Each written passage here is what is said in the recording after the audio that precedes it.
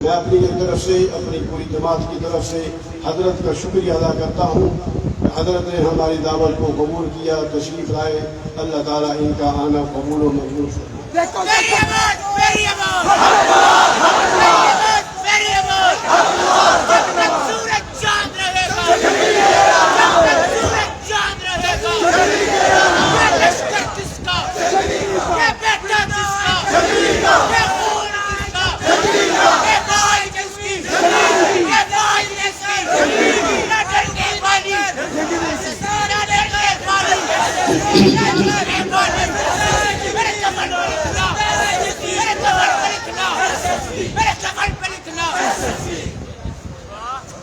حامد اللہ تعالی اولا و ثانیا ولینان ثناء ثانیا والصلاة والسلام علی افضل رسول محمد وآلہ وسلم محمد وآلہ وسلم فی علبۃ الصلوات مجلیہ ومسلیہ۔ اما بعد فاعوذ باللہ من الشیطان الرجیم، بسم اللہ الرحمن الرحیم۔ ذالک الکتاب لا ریب فیہ ھدی للمتقین۔ قال النبی صلی اللہ علیہ وسلم لا یؤمن احدکم حتی اکون احب الیہ من والدہ وولدہ والناس اجمعین، او کما قال صدق اللہ وصدق رسولہ النبی الکریم۔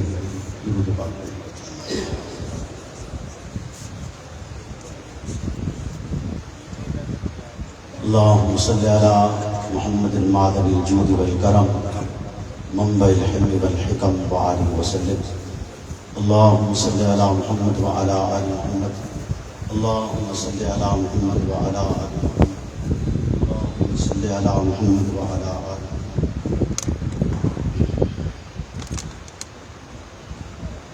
محمد سے پیار کرتے ہیں، تیرا احسان ہے مولا، ہماری بخشش کا بس یہی سامان ہے مولا۔ درِ شاہ مدینہ چھوڑ دے جنت کے بدلے، یہ سودا ہم نہیں کرتے، ہمیں نقصان ہے مولا۔ تیرے باغی تیرے شاطر بشر اچھے نہیں لگتے، تیرا سایہ نہ ہو جس پر وہ سر اچھے نہیں لگتے۔ تیرے اصحاب سے مجھ کو محبت کیوں نہ ہو آقا، کسے اونچے گھنے ٹھنڈے شجر اچھے نہیں لگتے۔ میرے واجب الاحترام دوستو بزرگو، آج کی یہ سالانہ ختم نبوت صلی اللہ علیہ وسلم و عظمت اصحاب رسول صلی اللہ علیہ وسلم کے عنوان سے معلن کانفرنس جاری ہے۔ آج کے اس پروگرام میں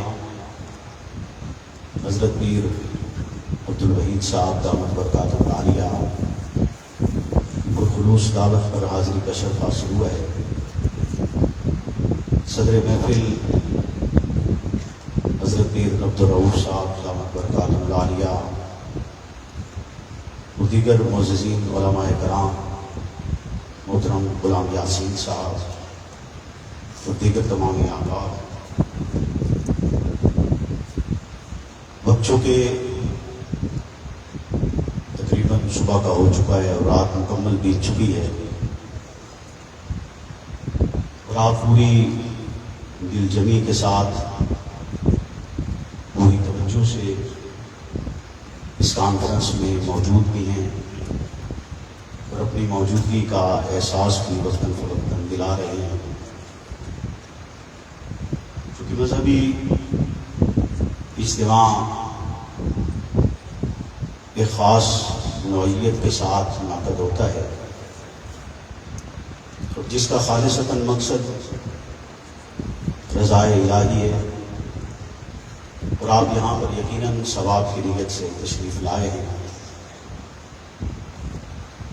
اور اس امید کے ساتھ میں آپ سے میں گفتگو ہوں کہ چونکہ نیند کا جو ایک لمحہ یا آپ کہہ لیں زور ہوتا ہے، تقریباً 3 ساڑھے 3 تک ٹوٹ جاتا ہے۔ تو آپ جو کہ مذہبی لوگ ہیں، یقیناً اس لمحے میں آپ پہلے بھی جاگتے ہوں گے، اور اب بھی آپ اس امید کے ساتھ ہی بیٹھے ہیں کہ چلیں فجر کی نماز پڑھ کے ہی سوئیں۔ ایسے ہی ہے نا؟ چونکہ میں جس انداز سے گفتگو کرنے کا عادی ہوں، آپ کے ہاں اس سے پہلے بھی چونکہ تقریباً 2 مرتبہ اس پروگرام پر یا 3 مرتبہ حاضری ہوئی ہے، یقیناً آپ میرے مزاج آشنا ہیں اور میں آپ کا مزاج آشنا ہوں۔ اتنی ملاقاتوں میں بندے کو ایک دوسرے کی سمجھ تو آ جاتے ہیں، تو میں امید رکھوں گا کہ آپ پوری توجہ کے ساتھ سماعت فرمائیں گے، اور چونکہ آپ میرے مزاج سے آشنا ہیں تو آپ کو یہ بھی پتہ ہوگا کہ میں کس طرز کے ساتھ گفتگو کرتا ہوں، اس کے لیے مجھے آپ کی پوری توجہ درکار ہے۔ محبت کے لیے کچھ وجوہات ہوتی ہیں، بغیر کسی وجہ کے کوئی کسی سے محبت نہیں کرتا۔ کبھی محبت کی وجہ جمال ہوتا ہے، خوبصورتی، حسن، کبھی محبت کی وجہ کمال ہوتا ہے، خوبیاں ہوتی ہیں، کبھی محبت کی وجہ نوال ہوتا ہے، یعنی احسان کا ہونا، کوئی آپ پہ احسان کر دے آپ اس سے محبت کرنا شروع کر دیتے ہیں۔ کبھی محبت کی وجہ کال ہوتا ہے، گفتگو کا کرنا، خوبصورت گفتگو، یا کوئی آپ سے اچھا بولتا ہے تو آپ کا دل چاہتا ہے کہ آپ اس کی محفل میں بیٹھیں، اس کی بات کو سنیں۔ محمد رسول اللہ صلی اللہ علیہ وسلم کی ذات بابرکات سے محبت کسی ایک وجہ کی بنیاد پر ہوتی ہے۔ اگر سمجھا جائے جمال بنیاد ہو تب بھی، کمال بنیاد ہو، کال بنیاد ہو، نوال بنیاد ہو، غرض ہر حال میں زبان کیا کہے گی؟ ہر حال میں زبان کیا کہے گی؟ صلی اللہ علیہ محمد، کیا کہے گی؟ کہہ دیجیے، چونکہ اس محفل کو جو ختم نبوت صلی اللہ علیہ وسلم کے عنوان سے عنوان ہے، اس کو مزید بابرکت کرتے ہیں، اور ہر اس لمحے میں جب بھی آقا دو جہاں کا نام نامی آئے تو آپ سے میں یہ درخواست کروں گا، اور میری آپ سے یہ خواہش بھی ہوگی کہ آپ جب میں کہوں ہر حال محمد تو آپ جواباً کہیں صلی اللہ علیہ محمد، کہیں گے؟ وعدہ کرتے ہیں؟ آپ کھڑا کرتے ہیں، پکی بات ہے، وعدے سے مکریں گے تمہیں؟ تو یہ الفاظ کہیں گے ساتھ ساتھ، تاکہ آپ مجھے بھی یہ سمجھ آتی رہے کہ آپ توجہ سے اس بات کو، گفتگو کو سن رہے ہیں۔ تو ہر حال محمد، ہر حال محمد کہہ دیجیے۔ تو 4 دفعہ میں نے آپ کو یہ یاد کروانا ہے تاکہ آپ میرے اس عنوان کو سمجھ سکیں، اور میں آج کی اس گفتگو کو اس عنوان سے عنوان کرنا چاہوں گا، اور مجھے اس سے قبل کوئی عنوان دیا بھی نہیں گیا، لیکن میں اسی عنوان سے اس کو عنوان کرنا چاہوں گا، اور جو مقاصد آج کی اس کانفرنس کے انعقاد کے ہیں، یقیناً وہ مقاصد اس سے پورے ہو جائیں گے انشاءاللہ۔ تو ہر حال محمد صلی اللہ علیہ وسلم، اس کائنات کا وجود، اس کائنات کا وجود اگر سمجھا جائے، اور حقیقت یہی ہے کہ وہ وجہ وجود کون و مقام ذات محمد رسول اللہ صلی اللہ علیہ وسلم کی۔ حسن یوسف کا تذکرہ کرتے ہوئے تفسیر روح المعانی کے مصنف علامہ محمود آلوسی، اور میں علماء کے لیے یہ بات عرض کر دوں کہ علامہ محمود آلوسی وہ شاہ عبد العزیز رحمۃ اللہ علیہ کے ہم اثر، یعنی ان دونوں کا زمانہ ایک ہی زمانہ ہے۔ جس زمانے میں شاہ عبد العزیز تھے اسی زمانے میں علامہ محمود آلوسی بھی تھے، جنہوں نے تفسیر روح المعانی لکھی ہے۔ وہ حسن یوسف کا تذکرہ کرتے ہوئے کہتے ہیں کہ جب کنویں سے یوسف کو نکالا گیا تو اس جدائی میں، یوسف کی جدائی میں کنویں سے رونے کی آواز آنے لگی کہ کنواں رو رہا تھا، آج آج یوسف ان سے جدا ہو رہے. وہ لکھتے ہیں کہ جب کنویں سے یوسف باہر آئے تو آپ کے چہرے کی روشنی، اس کی جگمگاہٹ، اس کا عکس سامنے ٹینوں پر پڑ رہا تھا اور وہ ٹینے حسن یوسف سے روشن ہو رہے. علامہ محمود آلوسی لکھتے ہیں کہ جب قحط کے زمانے میں لوگ بھوکے ہوتے تو ایک وسیع میدان میں یوسف علیہ السلام کا تخت لگایا جاتا، لوگ سامنے بیٹھ جاتے اور سامنے بیٹھ کر وہ یوسف کا دیدار کیا کرتے. اس دیدار کی بدولت ان کی بھوک بھی ختم ہو جاتی، پیاس بھی ختم ہو جاتی. یعنی حسن ایسا کہ جو بھوک اور پیاس کی فکر کو بھلا دے، اور صرف بھلا نہ دے بلکہ بھوک اور پیاس کی طلب ہی ختم کر دے. یعنی آپ کی نگاہیں ایسے حسن کو دیکھ رہی ہیں جس حسن کی بدولت آپ کا پیٹ بھر جاتا ہے، پیاس ختم ہو جاتی ہے. تو تصور کیجئے وہ حسن کیسا ہوگا، کتنا باکمال ہوگا، کتنا اعلیٰ ہوگا، کتنا بہترین ہوگا. اور وہ حسن ایک طرف اگر اس کی مثال کو پیغمبر علیہ الصلوۃ والسلام کے آقا دو جہاں کے اس کائنات کے عظیم ترین فرد کے حسن کے مقابلے میں دیکھا جائے تو آپ کا حسن شجر ہے، یوسف کا حسن شاخ ہے. کہ ایک طرف یوسف کے حسن کو دیکھ کر لوگ شاخ بدن یعنی انگلیاں کاٹتے ہیں، لیکن جس لمحے میں وہ محمد رسول اللہ کا حسن دیکھتے ہیں تو اس لمحے میں انگلیاں نہیں کاٹی جاتی، دل نکالے جاتے ہیں. انگلیاں نہیں کاٹی جاتی، گردنیں اتاری جاتی ہیں. انگلیاں نہیں کاٹی جاتی، لہو دیا جاتا ہے. انگلیاں نہیں کاٹی جاتی، بچے قربان کیے جاتے. تو پھر میں کیوں نہ کہوں کہ وہ مقدس نفوس جب محمد رسول اللہ کو دیکھتے تھے تو کہتے تھے ہر حال محمد، ہر حال محمد. ملا علی قاری لکھتے ہیں، ملا علی قاری کہتے ہیں کہ جس لمحے میں کوئی شخص پیچھے سے آتا اور سامنے سرکار موجود ہوتے، آپ کا عکس دیوار پر پڑ رہا ہوتا، لوگ اس میں اپنا چہرہ دیکھا کرتے تھے. آپ اتنے حسین کہ گلیوں سے گزرتے تو گلیاں گھنٹوں معطر رہا کرتی.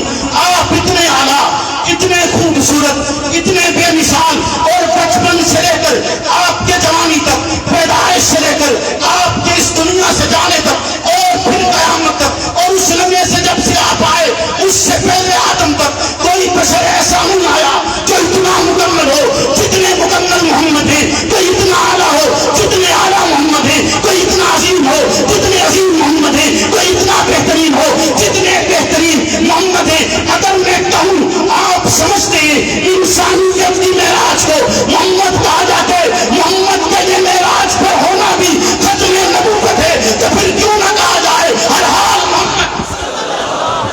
اونچا اونچا ہر حال، ہر حال.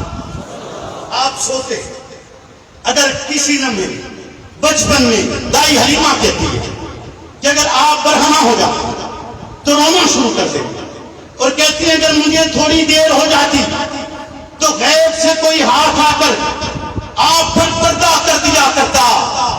وہ کہتی ہیں آپ بچپن میں دودھ پیتے ہوئے ایک حصے سے دودھ پیتے، دوسرا حصہ اپنے رضائی بھائی کے لیے چھوڑ دیا کرتے. وہ کہتی ہیں آپ نے کبھی بستر پر یا لباس پر قضائے حاجت نہیں کی تھی. ایک مخصوص وقت ہوتا تھا جس لمحے میں آپ قضائے حاجت فرمایا کرتے تھے.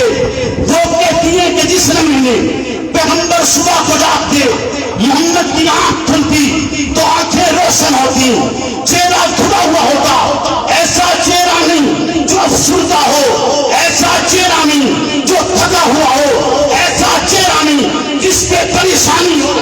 جس لمحے میں محمد کی آنکھیں کھلتی آپ روشن چہرے کے ساتھ ہوتے. جب آقا کی آنکھیں کھلتی آپ کی آنکھیں صاف ہوتی. جب آقا کی آنکھیں کھلتی دندان مبارک چمکدار دھلے ہوئے شفاف ہوتے. ایسے لگتا کہ کسی نے آپ کا چہرہ دھلا چھوڑے، کسی نے آپ کے دانتوں کو صاف کیے، کسی نے آپ کی آنکھوں کے اندر کوئی چیز پہننے نہیں دیے. حتیٰ کہ وہ کہتی کہ جس لمحے کے اندر پیغمبر کی آنکھ کھلتی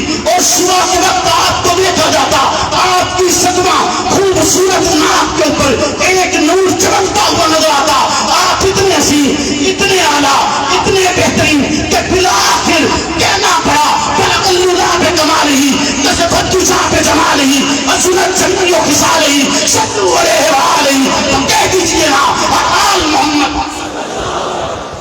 ہر حال بولیے نا صلی اللہ علیہ محمد۔ آپ اتنے آنا، اتنے خوبصورت، اتنے بے مثال، آپ کی ذات و بابرکات کا حسن انسان لفظوں میں بیان نہیں کر سکتا، طاقت انسانی ہے۔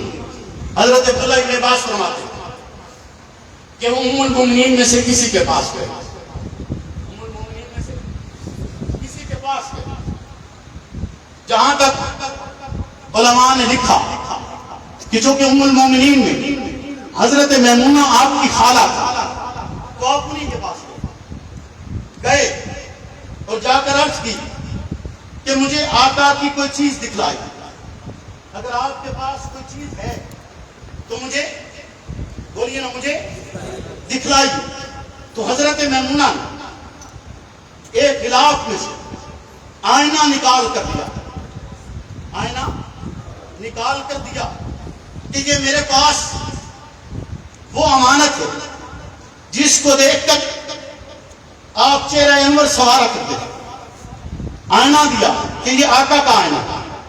حضرت عبداللہ ابن عباس کہتے ہیں صحابی ہے نا، بولو نا صحابی ہے نا، اور صحابی کے لیے ہر حال، بولو نا صحابی کے لیے ہر حال۔ حضرت عبداللہ ابن عباس کہتے ہیں کہ جب میں نے وہ آئینہ اٹھایا اور اس آئینے میں دیکھا، تو آئینے میں دیکھتے ہوئے جب آئینہ دیکھتے ہیں تو کس کی شکل نظر آتی؟ بولے نا، کس کی نظر آتی؟ اپنی نظر آتی ہے نا۔ کہتے ہیں حضرت عبداللہ ابن عباس جب میں نے آئینہ اٹھایا اور آئینے میں دیکھا تو مجھے اپنی تصویر نظر نہیں آئی، اپنی شکل نظر نہیں آئی، بلکہ اس آئینے میں مجھے محمد رسول اللہ دکھائی دیے، اس آئینے میں مجھے محمد رسول اللہ دکھائی دیے۔ یعنی عبداللہ ابن عباس بس زبان حال کیا کہہ رہے ہیں؟ کیا کہہ رہے ہیں جی؟ اونچا اونچا کیا کہہ رہے ہیں؟ ہر حال محمد، خود نہیں کہہ رہے۔ حضرت عبداللہ ابن عباس کیا کہہ رہے ہیں کہ ہر حال، بولیے نا، کہ آئینے میں دیکھتے ہیں تو نظر کون آتا ہے؟ اپنی شکل نظر نہیں آتی، اپنی تصویر نظر نہیں آتی، آئینہ دیکھتے ہیں نظر محمد آتا ہے، نظر آقا آتے۔ آپ اتنے کمال، اتنے باکمال کہ انسانیت، آپ دیکھیں آدم علیہ السلام سے انسانیت کی معراج کا ایک سفر شروع ہوا، معراج کا ایک سفر شروع ہوا، حضرت آدم کے پھر سلسلہ چلتا چلتا محمد رسول اللہ تک پہنچا، یہاں آ کر کمال حد کمال کو پہنچا، یہاں آ کر کمال، بولیے کہاں پہنچ گیا؟ حد کمال کو۔ اور جب حد کمال کو پہنچا تو اسے کیا کہتے ہیں؟ بولیے نا، اسے کیا کہتے ہیں؟ محمد۔ کیا کہتے ہیں؟ جب کمال انتہا کو پہنچے تو اسے کیا کہا جاتا ہے؟ بولیے نا، کیا کہتے ہیں اسے؟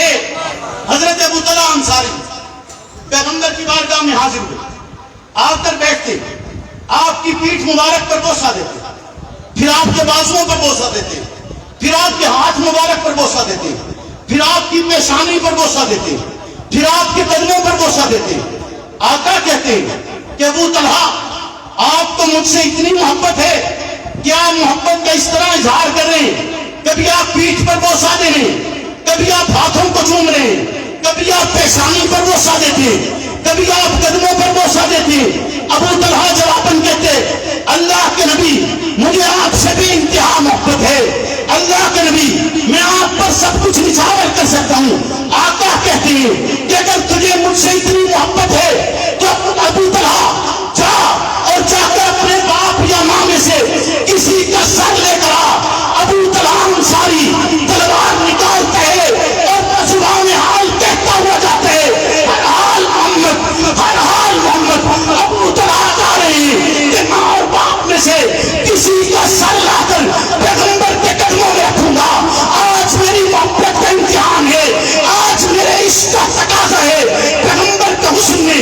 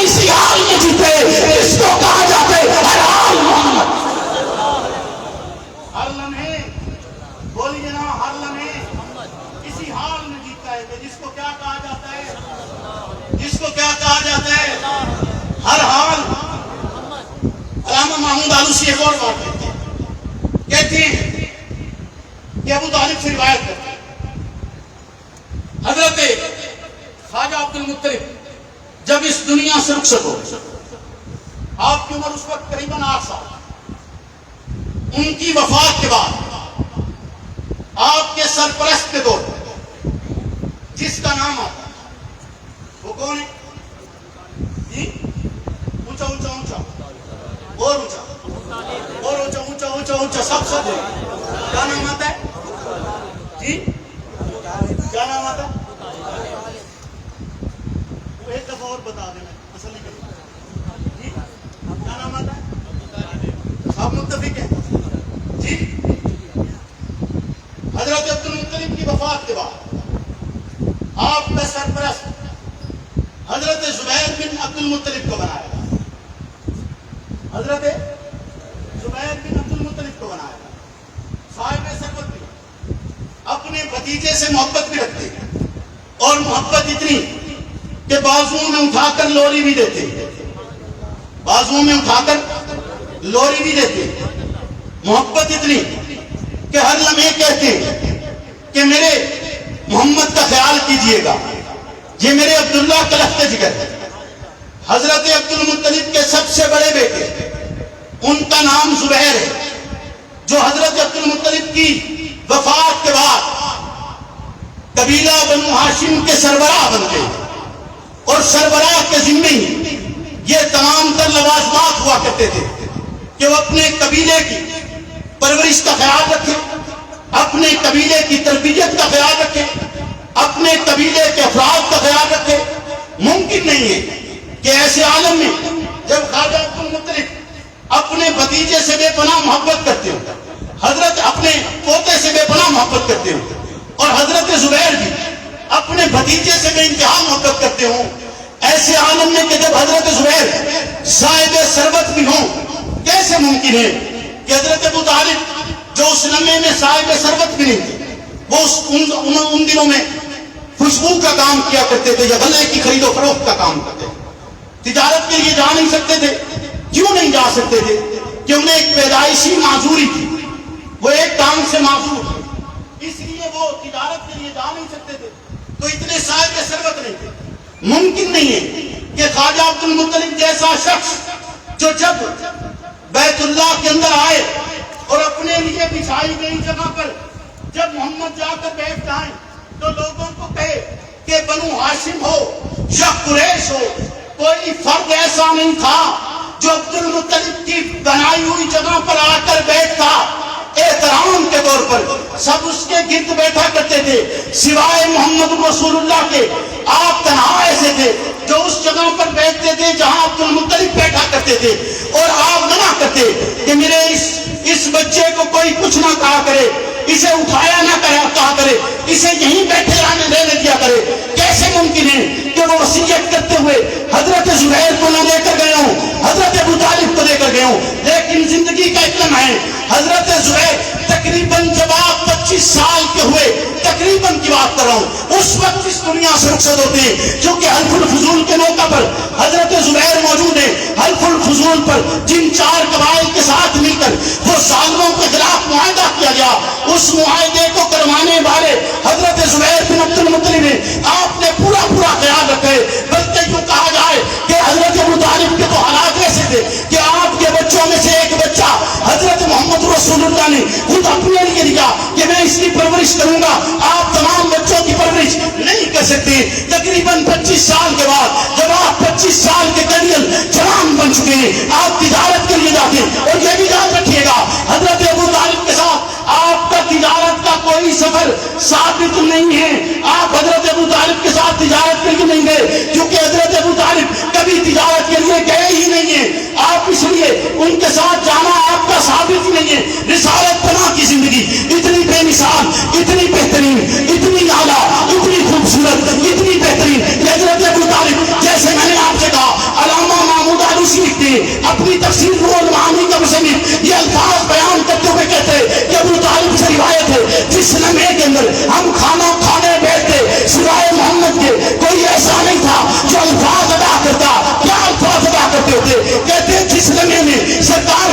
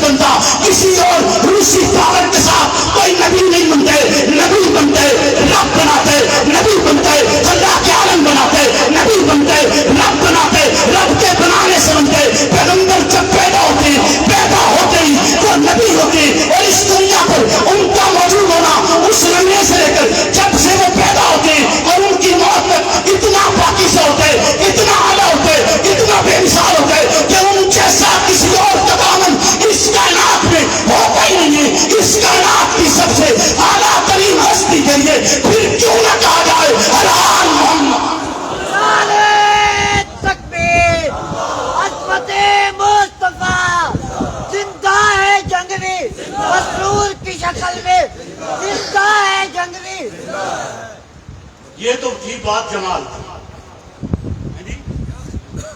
یہ تو تھی بات، بولیے نا، یہ تو تھی بات جمال کی. اور جمال کی ایک اور بات آپ کو بتاؤں، ملا علی قاری لکھتے ہیں، کہتے ہیں کہ آقا کا سارا حسن روشن نہیں ہوا اس دنیا میں، سارا حسن ظاہر نہیں ہوا. کہتے ہیں حشر کے دن آپ کے حسن سے پردے اٹھائے جائیں گے، آپ کے حسن سے پردے اٹھائے جائیں گے. اور آپ کو پتہ ہے کتنے پردے اٹھیں گے؟ بولو نا، کتنے پردے اٹھیں گے؟ 70 نہیں، 100 نہیں، کتنے؟ 70,000 پردے محمد الرسول اللہ کے حسن سے اٹھیں گے. اور ملا علی قاری لکھتے ہیں کہ جب یہ 70,000 پردے اٹھائے جائیں گے تو ان پردوں کے اٹھنے کے ساتھ ساتھ لاکھوں لوگوں کی گردنیں جہنم سے آزاد کر دی جائیں گی.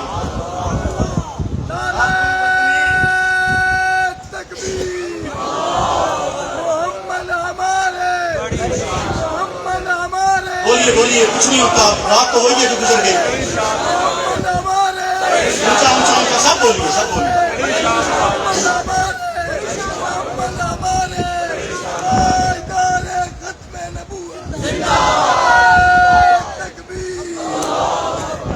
اس کائنات میں جتنے نبی آئے، آدم سے لے کر عیسیٰ، ہر ایک کو بے شمار معجزات دیے گئے. کہا جاتا ہے کہ صرف حضرت موسیٰ علیہ السلام کی عصا میں 1000 معجزات، صرف حضرت موسیٰ کی عصا میں 1000 معجزات، کہ ان کی عصا پر پھل بھی لگتا تھا، ان کا عصا چھاؤں بھی کرتا تھا، ان کا عصا ان کو لے کر اڑتا بھی تھا، ان کا عصا اژدہا بھی بنا. یہ تو آپ کو پتا نا کہ اژدہا بنا، بولیے نا. وہ روشنی بھی کرتا تھا کہ اندھیرے میں روشن ہو جاتا. یہ بے شمار، کہتے ہیں 1000 معجزات صرف موسیٰ علیہ السلام کے عصا میں تھے، صرف موسیٰ علیہ السلام کے عصا میں تھے. پھر عیسیٰ علیہ السلام کے معجزات آپ نے کتنے سنے ہوئے؟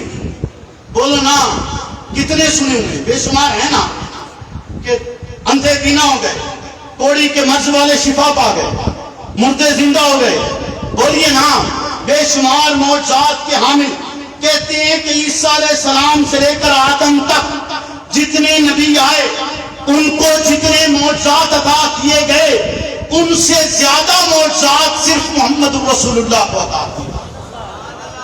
ان سے زیادہ معجزات صرف آقا دو جہاں کو، بولیے صرف آقا دو جہاں کو. بھائی یہ اٹھنے والا کام غلط ہے. آپ جو بس کر دینے پیر صاحب تو دعا کرانے ہوگی، کتنے بجے تک تو سونا بھائے ہوئے زیادتی ہے نا حضرت کے ساتھ، کہ کتنے بجے کا آپ نے انہیں بٹھایا. حضرت میری وجہ سے بڑی پریشان، کیونکہ میں نے بھی بہت لمبا انتظار کیا ہے جی. اور میرا دل چاہتا ہے کہ عنوان تک پورا کیتا جائے. حضرت کتنے بجے تھی بڑی مسئلہ؟ رات کا موقع ہے میرے بھائی، رات کا موقع. یہ تو انہوں نے ایک اچھا کیا کہ مجھے طلوع سحر میں موقع دیا ہے. کیوں جی؟ اچھا کیا کہ طلوع سحر میں موقع دیا. اور میں یہ بھی یقین رکھتا ہوں اپنے رب کی قدرت پر کہ وہ انشاءاللہ مجھے موقع طلوع سحر میں دے گا. رات گزر گئی جو اندھیری تھی، رات گزر گئی جو اندھیری تھی. اب تو ہر حال میں بولیے نا، اب تو پھر کہہ دیجیے صلی اللہ علیہ وسلم. تھکے تو نہیں آپ؟ ہوں تو اپنے نالوں کسی نے اٹھن نہیں دینا، ٹھیک ہے؟ ہاتھ پھل لینا ہوگا. تو نہ کہنا کہ بھائی بس، مجھے بھی پتا ہے چونکہ وقت بہت طویل ہے اور یہ گفتگو بہت طویل ہے. ہو سکتا ہے کہ آج اس کو یہیں پر ہم ختم کر دیں اور اگلے وقت کے لیے کوئی انتظار کر لیا جائے کہ پھر جب آئیں تو پھر اس کو آگے، اس عنوان کو آگے بڑھایا جائے. چونکہ ابھی تک صرف ایک اس کا جملہ مکمل ہوا ہے کہ جمال محمد، کہ ہم آپ سے آپ کے جمال کی وجہ سے کوئی محبت کرتے ہیں. جمال محمد ابھی کمال رہتا ہے، کال رہتا ہے، نوال رہتا ہے. بولیے نا، ابھی تک تین عنوان مستقل اس پہ رہتے ہیں.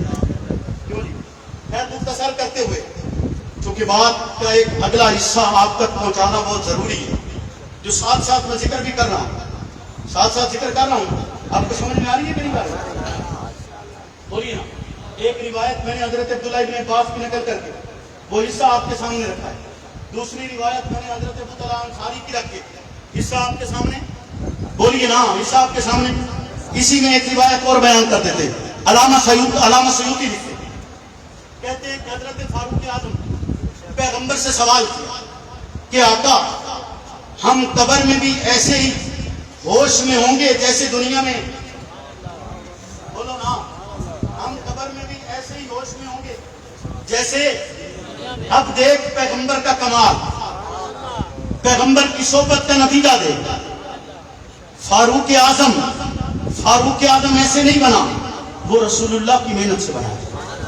بولیے نا, رسول اللہ کی. اور رب نے چن کے بھیجا ہے, رب نے چن کے بھیجا ہے. کہا آقا ہم قبر میں بھی ایسے ہی ہوش میں ہوں گے جیسے دنیا میں ہیں, یعنی جن نگاہوں سے آپ کو دیکھتے ہیں. نہیں سمجھے؟ اور ہے بھی ایسا کہ قبر میں پوچھا جائے گا اس آدمی کو پہچانتے ہو؟ اس آدمی کو پہچانتے ہو؟ تو جواب کیا ہوگا؟ جو پہچانتا ہوگا وہ کیا کہے گا؟ وہ کیا کہے گا؟ کیا کہے گا؟ ہر حال محمد. جو پہچانتا ہوگا وہ کہے گا ہر حال محمد. فاروق اعظم پوچھ رہے ہیں, علامہ سیوطی لکھ رہا ہے, کہتے ہیں کہ فاروق اعظم نے سوال کیا آقا کیا ہم قبر میں بھی ایسے ہی ہوش میں ہوں گے جیسے آپ کی محفل میں, ایسے ہی ہوش میں ہوں گے جیسے آپ کو دیکھتے ہیں, ایسے ہی ہوش میں ہوں گے جیسے آپ کو سنتے ہیں, ایسے ہی ہوش میں ہوں گے جیسے آپ کی باتوں پر عمل کرتے ہیں, ایسے ہی ہوش میں ہوں گے جیسے آپ کے فرمان پر عمل کرتے ہیں, ایسے ہی ہوش میں ہوں گے جیسے آپ کے لیے دنیا میں لڑتے ہیں, ایسے ہی ہوش میں ہوں گے جیسے آپ کے لیے سب کچھ چھوڑ کر آئے ہیں, ایسے ہی ہوش میں ہوں گے کہ جس ہوش میں ہم نے باپ چھوڑے, جس ہوش میں ہم نے ماں چھوڑی ہے, جس ہوش میں ہم نے قبیلہ چھوڑے, جس ہوش میں ہم نے دولت چھوڑی ہے, جس ہوش میں ہم نے مکہ چھوڑے, جس ہوش میں ہم نے بیت اللہ چھوڑے, جس ہوش میں ہم نے سرداری چھوڑی ہے, جس ہوش میں ہم نے طاقت چھوڑی ہے, جس ہوش میں ہم نے اقتدار چھوڑے. آقا بتلائیے نا, عمر اس لمحے میں بھی ہوش میں ہوگا جب وہ قبر کی پتال میں ہوگا, اس لمحے میں بھی ہوش میں ہوگا جب وہ زمین کے نیچے ہوگا, اس لمحے میں بھی ہوش میں ہوگا. آقا کیا عمر کی نگاہیں اس لمحے میں بھی اتنی روشن ہوگی, عمر کا ذہن اس لمحے میں بھی اتنا واضح ہوگا؟ آقا بتلائیے نا, اس لمحے میں بھی عمر اتنے ہوش میں ہوگا. آقا کہتے ہیں عمر یہ ہوش کچھ بھی نہیں, قبر میں ہوش اس سے بھی زیادہ ہوگا.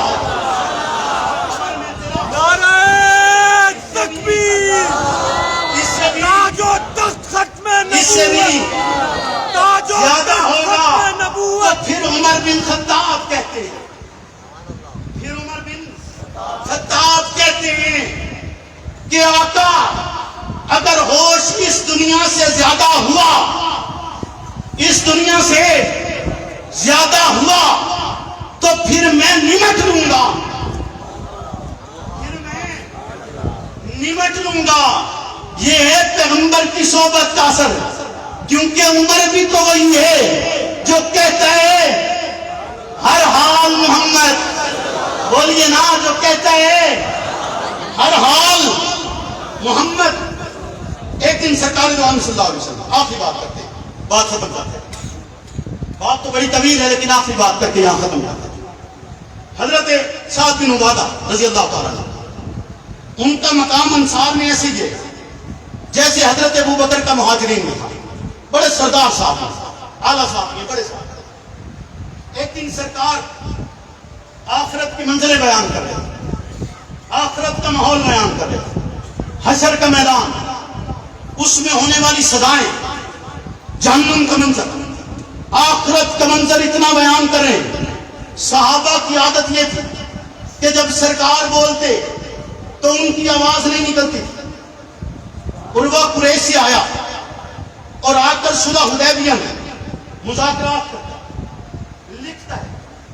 لکھنے کے بعد جب قریش کے پاس گیا تو جا کر کہتا ہے کہ میں روم کے بادشاہ کے پاس بھی گیا ہوں, میں نے کسرا کی بادشاہت بھی دیکھی ہے, میں نے حبشہ کا حکمران نجاشی بھی دیکھا ہے, لیکن جو عقیدت اور احترام جو محبت اور عقیدت کا منظر میں نے محمد رسول اللہ کے غلاموں میں دیکھا ویسے کسی اور میں نہیں دیکھا.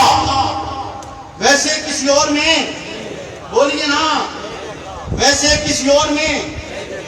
فقیر آپ کے اب بھی سلاطین کچکلا, کچکلا کہتے ہیں مغرور کو, کہ مغرور بادشاہ اب بھی آپ کے در کا فقیر ہے. فقیر اب بھی آپ کے سلاطین و کچکلا, اور غلام اب بھی آپ کے چارہ در ہیں. غلام اب بھی آپ کے چارہ در ہیں. تو وہ کہتے ہیں عروہ میں نے اور کسی میں یہ عقیدت کا منظر نہیں دیکھا جیسے غلام میں نے محمد کے دیکھے صلی اللہ علیہ وسلم, ویسے کسی اور کے نہیں دیکھے. تو آپ کی محفل ہے, آپ آخرت کا منظر بیان کر رہے ہیں. حضرت سعد بن عبادہ کی آواز نکلی روتے ہوئے آواز جب نکلتی ہے تو آقا کہتے ہیں انجی کب کی ساتھ میرے پاس بیٹھ کر روتے ہو. بولو نا کیا کہا, انجی کب کی میرے پاس بیٹھ کر روتے ہو, ساتھ میرے پاس بھی ہو اور پھر رو بھی. یعنی دوسرے لفظوں میں صحابی بھی محمد رسول اللہ کا ہو اور پھر روئے. نہیں سمجھے کہ وہ آخرت کے عذاب سے روئے, آخرت کی فکر سے روئے. آقا کہتے ہیں نہیں ساتھ ہندی تبکی میرے پاس بیٹھ کر نہیں رونا, میرے پاس بیٹھ کر کہ میں محمد بھی موجود ہوں اور پھر میرا صحابی روئے. بولو نا اس کو کہتے ہیں اپنے کار, یہ ہے نا اس کے, بولیے نا یہ ہے نا پیار. خیر کارکنوں سے محبت اور تعلق کی گفتگو میں نے کل ٹیکسلا میں کرنی ہے. تو چونکہ آج کل چونکہ آن لائن سسٹم ہے, ہر ایک گفتگو آتی ہے, اس لیے کوشش یہ ہوتی ہے کہ ہر جگہ جو بات کی جائے وہ تھوڑا اس سے الگ ہو تاکہ لوگوں تک زیادہ سے زیادہ پیغام پہنچے. تو انشاءاللہ العزیز اس کی بات وہاں ہوگی, آپ کو فرصت ملے تو آپ سن لیجئے گا. آج کی بات یہی کر دے ختم, بولیے کر دے ختم. ہاں جی, نعرے تکبیر, تاجدار ختم نبوت, زندہ ہے جنگوی رسول کی شکل میں, زندہ ہے جنگوی. توجہ ہے, بولیے نا توجہ ہے. تو کہیں گے نا ہر حال محمد, ہر حال محمد, اونچا اونچا, ہر حال ہر حال ہر حال ہر حال محمد. کہ وہ محمد جب بولتے ہیں تو ان کے بولنے جیسا کسی کا بولنا نہیں ہے. وہ بولتے ہیں تو یوں کہہ لیجئے کہ وہ ان کے زبان سے پھول چڑھتے ہیں, یوں کہہ لیجئے کہ جیسے موتیوں کی لڑی جاری ہوتی ہے. اتنا مختصر کلام اور اتنا بڑی مختصر بھی ہو, اعلیٰ بھی ہو, مختصر بھی ہو, قریب بھی ہو, مختصر بھی ہو, عمدہ بھی ہو, مختصر بھی ہو, بہترین بھی ہو, مختصر بھی ہو, اپنے اندر بے پناہ معنی بھی رکھتا ہو, ایک لفظ کہہ دے اور وہ زمانے کے لیے ہدایت کا ذریعہ بن جائے. حتیٰ کہ لفظ تو دور کی بات ہے, کسی کی بیمار پوچھی کر دے, لفظ تو دور کی بات ہے, کسی کو تسلی دے دے, لفظ تو دور کی بات ہے, کسی کا آسرا بن جائے, لفظ تو دور کی بات ہے, کسی کو تسلی کے لیے یہ الفاظ کہہ چھوڑے. جیسے آپ نے کہا یا ابا عمیر, اے عمیر ما فعل النمیر, تیرے پرندے کا کیا ہوا, تیرا پرندہ مر گیا. تسلی کے لیے جب پیغمبر نے الفاظ ادا کیے, تسلی کے لیے جب پیغمبر نے انداز اختیار کیا, امام شافعی نے صرف ان الفاظ کے ساتھ 100 مسائل کو اخذ کر چھوڑا.